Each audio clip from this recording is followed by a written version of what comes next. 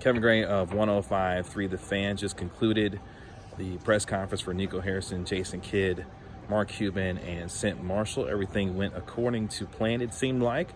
Obviously, there were some questions about Jason Kidd and his past and his quote-unquote journey that he detailed during the press conference. Obviously, for Nico Harrison, an opportunity to reshape and remake the culture of this franchise. For Mark Cuban and Cynt Marshall, an opportunity to turn the page on the Mark Cuban, Donnie Nelson era, as of course Donnie Nelson leaving this franchise after 24 years, Brett Carlisle after 13 years.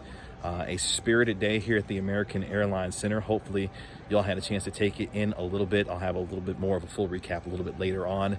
But obviously a terrific day if you're a Mavericks fan for the most part. Obviously some very tough questions that had to be asked of the hire of one Jason Kidd, obviously given what we've come to know and learn over the last several weeks and years with respect to some of Jason Kidd's past that has been well documented. But for a team that has a generational superstar in Luka Doncic, obviously questions and decisions about Kristaps Porzingis and his future. Some of those questions were asked of Mark Cuban today about what ultimately will happen with Porzingis, but an opportunity more so than anything for this team to really try to send a clear message that not only they were comfortable with the hire of Jason Kidd and Nico Harrison, but ultimately making fans and those who support this team ultimately comfortable with what they are attempting to do here also.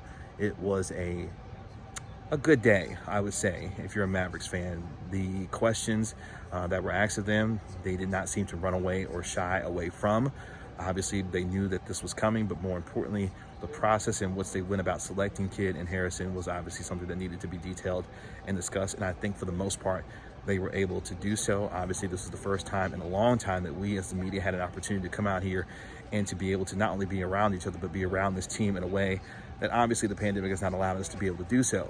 But all in all, for the Dallas Mavericks, a new day has come for this franchise as they look to build around a 22-year-old superstar who was a first-team All-NBA selection for the last 2 years.